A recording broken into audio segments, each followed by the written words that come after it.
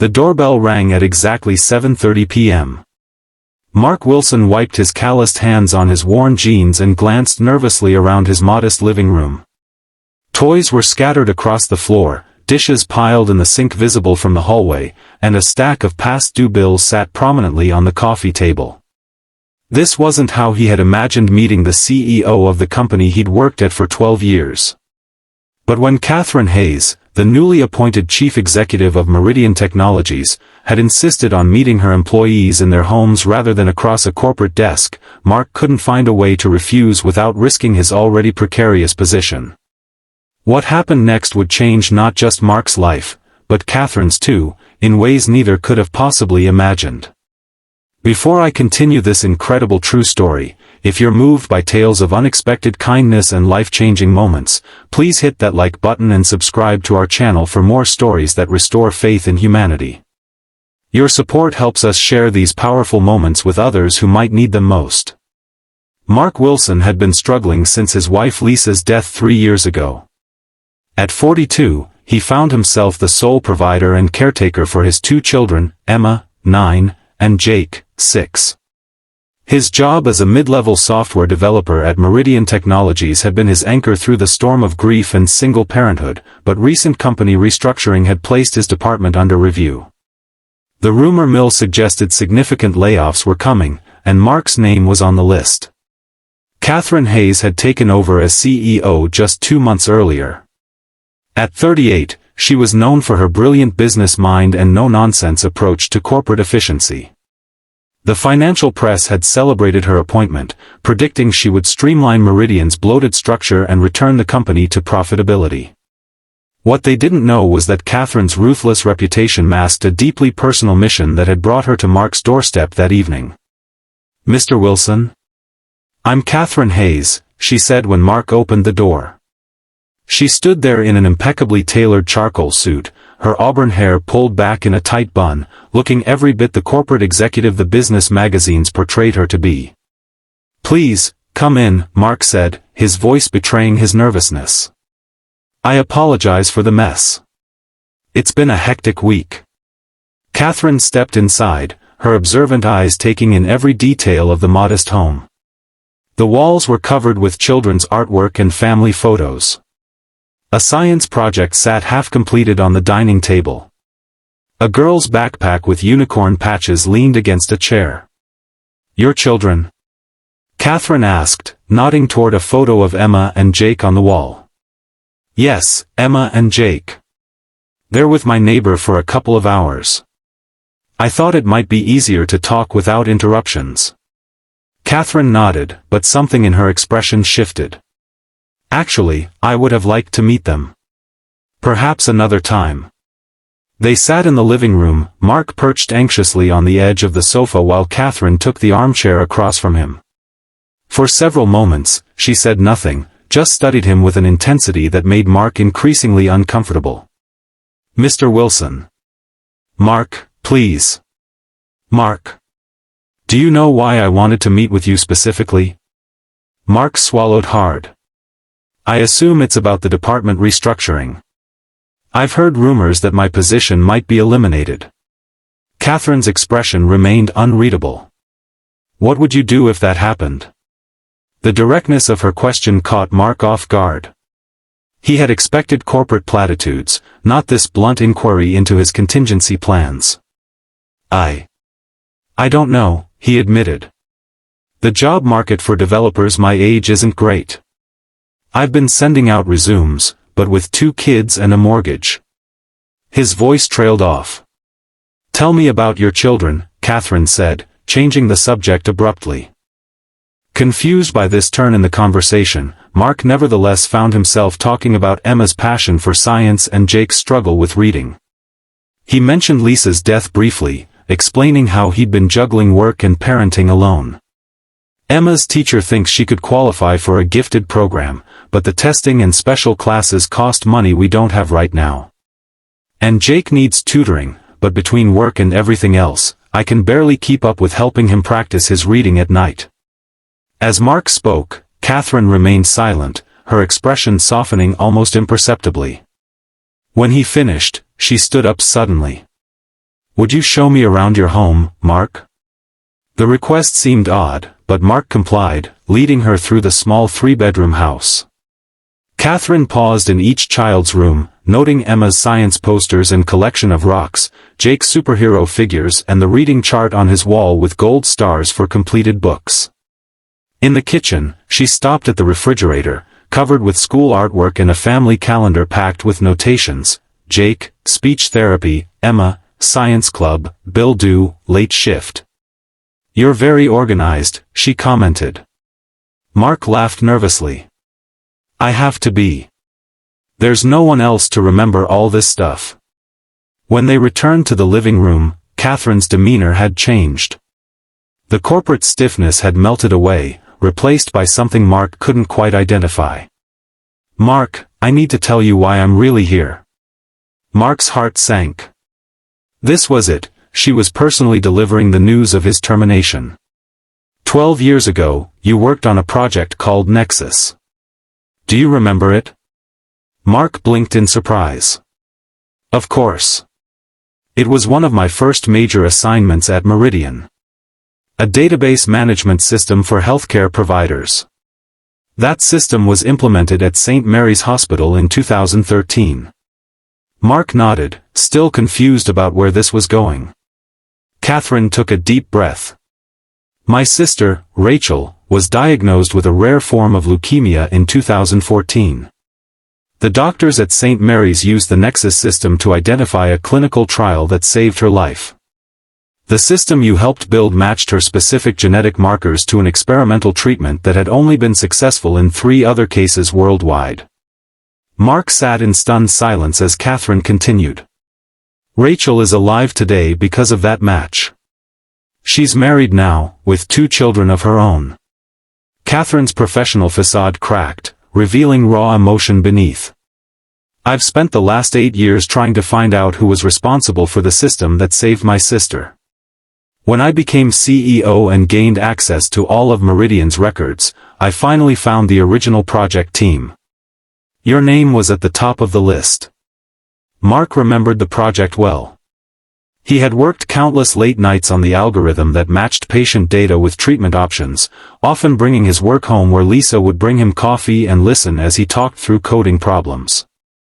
It had been challenging but deeply satisfying work.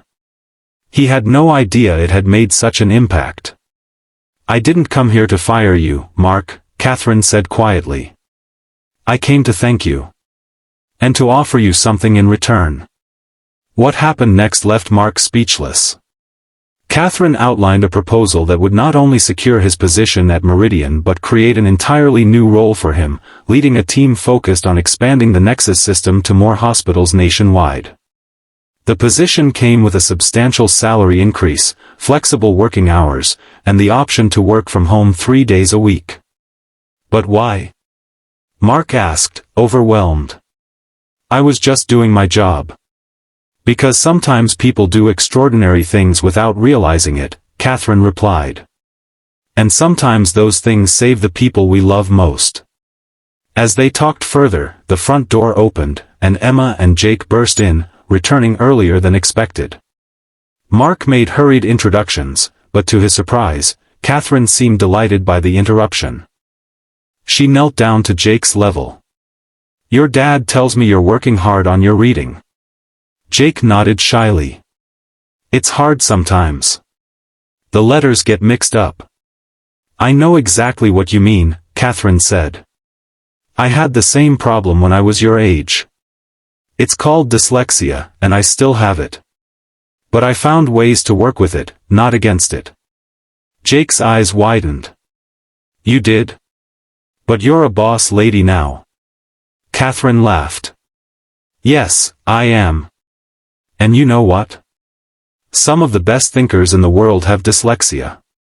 We just see things differently. While Catherine chatted with Jake about reading strategies that had helped her, Emma hovered nearby, curious about this unexpected visitor. When Catherine mentioned her background in computer science, Emma bombarded her with questions about coding and artificial intelligence. Dad's teaching me some basic programming, Emma said proudly. He says girls can be great coders too. Your dad is absolutely right, Catherine agreed. And from what he tells me, you have a brilliant scientific mind. As the evening progressed, the formal meeting transformed into something entirely different. Mark ordered pizza, and the four of them sat around the dining table, clearing away the science project to make room for dinner. Catherine shed her suit jacket, rolled up her sleeves, and listened intently as the children shared stories about school and friends. Later, when the children had gone to bed, Catherine revealed the final part of her proposal. Meridian would be establishing a scholarship fund for employees' children with special educational needs or exceptional talents. Emma and Jake would be among the first recipients. The company has lost its way in recent years, Catherine explained. We've focused so much on the bottom line that we've forgotten about the people who make Meridian what it is. I'm changing that, starting now. Mark couldn't hold back his emotions any longer. The stress of the past months, the fear of losing his job, the struggle to provide for his children alone, the constant worry about their future, all came crashing down in a wave of relief and gratitude. Tears streamed down his face as he tried to express what this meant to his family. I don't know what to say, he managed finally. You don't need to say anything, Catherine replied, her own eyes glistening. Just keep doing the work that matters. You never know whose life you might be saving. As Catherine prepared to leave, she paused at the door. There's one more thing, Mark. The board has approved a new initiative, the Lisa Wilson Memorial Fund for Families in Crisis. It will provide emergency assistance to Meridian employees facing medical emergencies or family hardships. Mark was stunned. You named it after Lisa? Catherine nodded. You mentioned she was a social worker before she got sick. It seemed fitting to honor her memory this way. After Catherine left, Mark sat alone in his living room, the stack of past due bills still on the coffee table. But now, instead of representing an insurmountable obstacle, they were simply a temporary challenge that he could overcome. For the first time in 3 years, he felt hope, not just for his own future, but for Emma's and Jake's as well. What Mark didn't know was that his story would inspire Catherine to transform Meridian's entire corporate culture. In the months that followed, she implemented policies that prioritized work-life balance, established mentorship programs for employees with children, and created a corporate volunteering initiative that allowed staff to use paid time to support causes they cared about. The financial press that had praised Catherine's appointment for her expected ruthlessness now wrote about Meridian's revolutionary approach to corporate responsibility. Profits increased as employee satisfaction soared and talent retention improved dramatically. The company became a case study in business schools nationwide, proof that compassion and success could go hand in hand. For Mark, life changed in ways he couldn't have imagined that evening when the doorbell rang.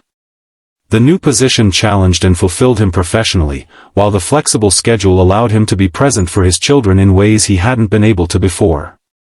Emma's scientific talents flourished with proper support, and Jake made remarkable progress with his reading once he received specialized help for his dyslexia. But perhaps the most significant change was in Mark himself. The grief and exhaustion that had been his constant companions since Lisa's death began to lift. He started volunteering at a support group for single parents, sharing his story and the lessons he had learned along the way.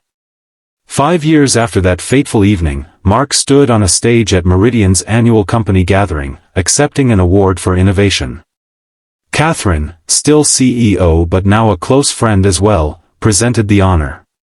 Sometimes the most meaningful connections in our lives come from unexpected places, she said to the assembled crowd. Mark Wilson taught me that a company isn't just a collection of employees, it's a community of people whose lives touch one another in profound ways. The work we do here matters, not just for our bottom line, but for the lives we impact every day. As Mark accepted the award, he looked out at the audience and saw Emma and Jake cheering from the front row. Emma, now 14 and already talking about studying biomedical engineering in college. Jake, 11 and proudly reading at grade level, his confidence growing every day. When Catherine came to my home 5 years ago, I thought she was there to end my career, Mark told the audience. Instead, she reminded me why I started it in the first place, to build things that make a difference. I'm grateful every day for that reminder, and for the chance to continue doing work that matters. What began as a CEO's mission to thank the man who unknowingly saved her sister became a story of transformation, for Mark, for Catherine, for Meridian Technologies, and for everyone touched by their journey. It's a reminder that behind every piece of technology, every corporate decision, every line of code, there are human lives and human stories. And sometimes, the most powerful changes come not from boardroom strategies but from moments of genuine connection and compassion. If this story touched your heart, please remember to like this video and subscribe to our channel.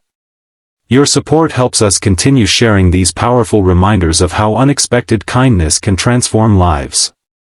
Remember, you never know how your actions today might create ripples of change that touch others tomorrow. Sometimes the smallest acts of kindness or dedication to your work can change someone's world forever, even if you never know it.